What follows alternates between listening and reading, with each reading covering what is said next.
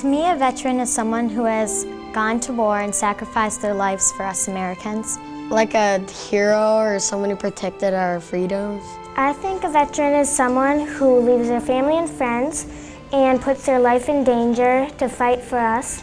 Kind of a brave person. It's like a hero, somebody who's fought for my freedom, and they've just protected us for like my whole life. They're giving up all what they have just for us, and it's just, they're really good people. We should respect them very highly because they risk their lives for us. I think that we should be thanking them every time that we see them. Treat them with extra special, actually.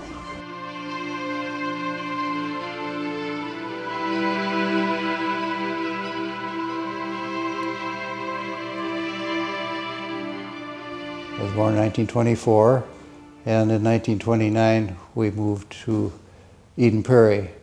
This is where I grew up on Highway 5, half-mile east of Flying Red Horse filling station. That's my mother and father.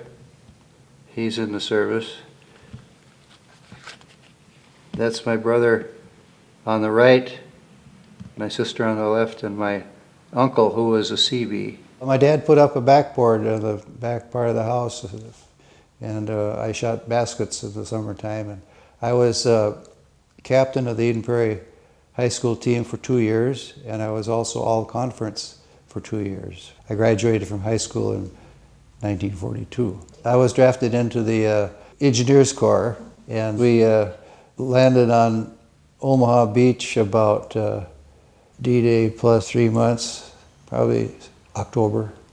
Then we went to Point Le Mans. After we crossed the river, I saw my first dead soldiers, both Germans and Americans, and kind of give you the idea, well, this is for real, you know, this is really something that's happening. It's not just dreaming about it or thinking about it. Here I am. And then the first shells that came over from the Germans was very scary and nerve-wracking, but you know, finally you get used to that, and you know what to do instinctively, and the fear, there isn't time for fear, you just have to move and act. And so we were foxhole buddies. We'd dig our hole, and one would dig a while and the other one would watch with his rifle. That was touch and go. Prior to the next encounter that I had met my dad in Paris. He was head of a signal corps company in France, close to the front lines. We didn't really know if we'd ever see each other again, you know. Something could have happened to him too, just as well as to me. So it was very nice. After we broke out, broke through the German lines near the Rhine River, they commissioned our squad to be a recon squad and go over and see what was over there, how many Germans were there or whatever, where they were at. So I was surprised by a squad of German patrol that was out, and I was taken prisoner.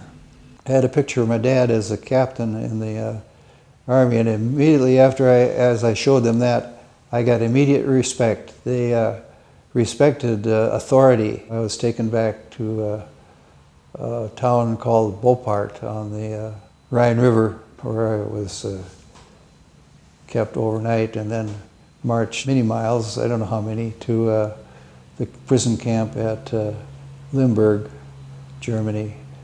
It was depressing, you know.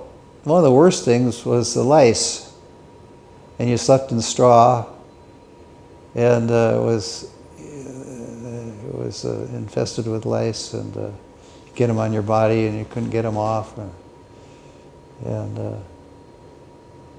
we really didn't know what the future was going to hold either, you know. The Americans started getting close, so they decided to close the camp up, and they put a lot of us on that could move on boxcars and shipped us out.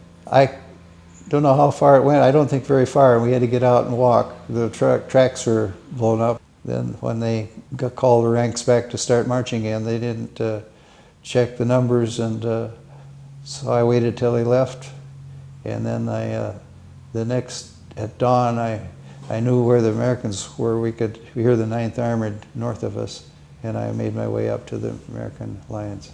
I was looked at and put in an ambulance, and we started back to a MASH unit, and our driver took the wrong turn. We crossed a little stream, and we went down the road the way we thought that we were supposed to go, and on our left we saw a group of Germans marching, and we thought, well, they'd just been captured. And then the next group that was with them had German bazookas on their shoulder. And I got to give we had a second lieutenant with us, with the driver. Got to give him a lot of credit. He commanded the driver, turn around and aim back for whence we came. So we got back to the American lines. Now there, my heart was up in my throat because I wasn't prepared for that. I was steeled for a lot of I knew when action was coming usually, but this was something that was when I was relaxed and I had my shoes off. It took quite a while to get my feet back in shape again. I was really fortunate I didn't get infection. I don't know how that happened. They were almost like hamburger, and they were bleeding all over and everything. But anyway, there was a ruling that POWs didn't have to go back into the front lines again. So I was sent home, got a medical discharge.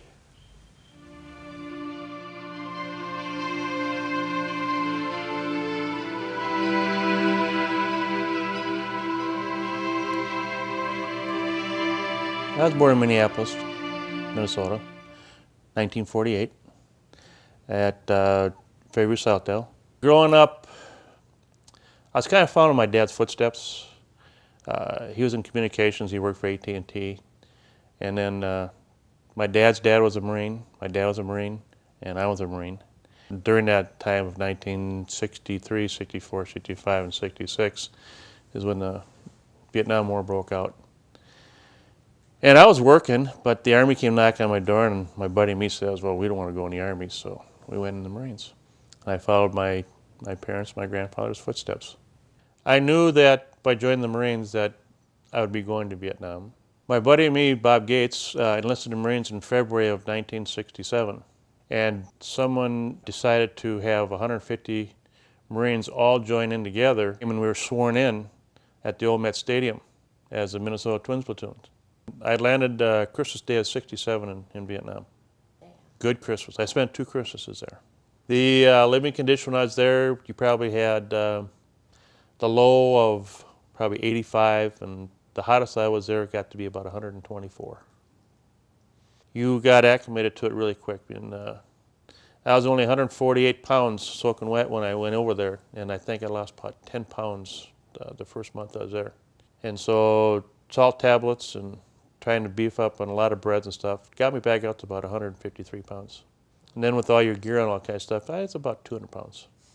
My responsibility was to keep in communications with the main base, keep in communications with the other squads, keep in communications if we needed artillery support or air support.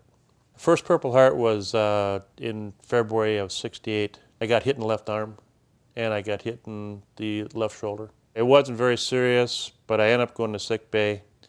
They pulled the metal out of my arm, they pulled the metal out of my back, they cleaned it off, all that kind of stuff. Just kept me there for a day, and I went right back to my crew right after that. The second Purple Heart I received was in May of the same year. We were on an operation. As soon as we hit the ground, the first 4 guys in my squad were killed instantly. Squad leader, the corpsman, and me ran over to one side there, and when we ran to side to dive, is when I got hit.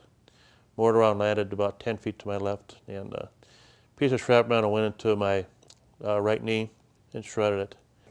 I remember the corpsman, I think his first name was John. He was very concerned with me. He saved my life. He was wounded also. All of us were wounded in that group. And he got shot in the arm, and I was concerned about him, and he stayed with me the whole time. They couldn't get to us. We had plenty of water, plenty of ammunition for a couple days. The Viet Cong and the NBA were probably less than 100 yards away from us when we first got in there. We were there for 3 days. I just didn't say that at 2 because it was just a lot of action. And there's a lot of stuff that happened that I don't talk about, and things that I don't care to talk about. You were scared. Everybody's scared. You think about home. You think about your fellow Marines there. You thought about the Marines that were in front of you that were already dead, and you wonder if you're ever going to get out alive. From the time I got hit in May, I ended up back there probably the middle of August. So it was a therapy for 2 months. They had a great therapy there, and nurses and doctors and stuff, and they saved my leg. I thought I was going to have to get cut off. Anytime anybody is hit twice and all that kind of stuff, you're not allowed to go back out into the forward area of the fighting. You can go back to the headquarters company and do mailroom, be a clerk, and all that kind of stuff, which was what I did. After I came back from Vietnam, I was in San Francisco, which was not a very good experience because the war protesters, they threw rotten food at us, and they called us baby killers, and they spit on us, and right at the airport. I'm very proud of being a Marine. You never forget it. It was great. There was tough times, but you had to check it out.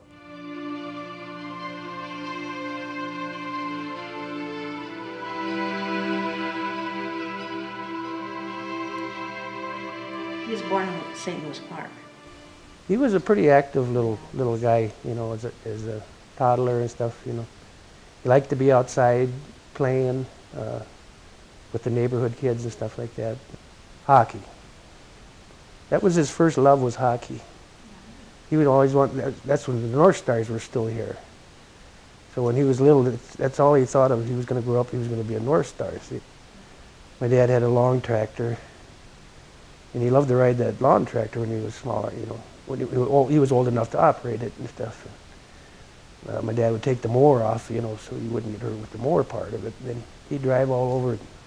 My dad had cut a path out in the woods and stuff for him. They always called him the Whistler because he was whistling all the time, you know, happy-go-lucky. They could hear him the mower running. He's just back there whistling away, having a great time, you know. Kind of out of the blue, he decided, well, I'm going to join the military.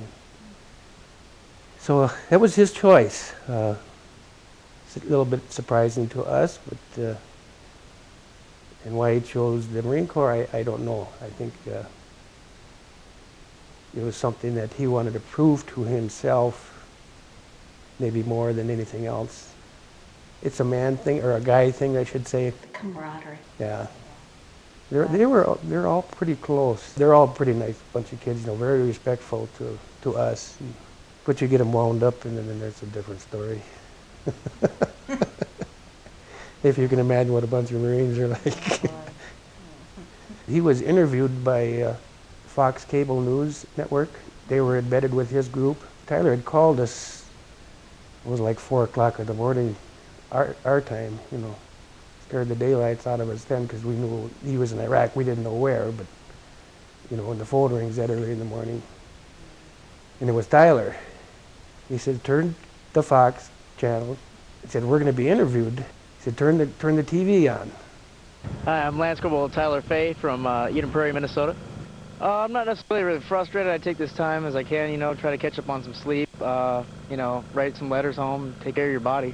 Yeah, but what about getting this job done? You just comes along, you know, with being a Marine, you know, sometimes you got to, you know, just roll with what you get. Sometimes you sit in for a little while and, you know, you just got to take orders as they come. This hurry up and wait thing, you're used to that? Yes, I am. Hurry up and wait is like Marine Corps motto almost. Yeah. All right, well, Rick, Carol, some brave Marines out here doing some brave work. He loved it. He enjoyed it, you know. He was due for discharge. Would have been in August. August of '04, and he was killed in April. And I had just gotten home that evening, after work, and we hadn't even got in the house. I was kind of chatting with the neighbors that were outside, and then they pulled up, and I knew right then. These are not the people I want to see. When he was killed there, they thought by sniper, shot in the back of the head. And I know even after being back the first time, he really didn't say that. He didn't regret going in the Marine Corps. I mean, he never mentioned anything about doing that, or wish I would have done this instead of that, or something like that. No, he wasn't. He really seemed very happy with what he was doing. Very proud of what he was doing.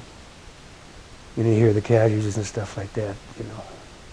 After going through it, to know that these people have got to go through what we've been through. It's hard, even 3 years later. We want you to honor, respect, and cherish Tyler. We're very proud of what Tyler accomplished.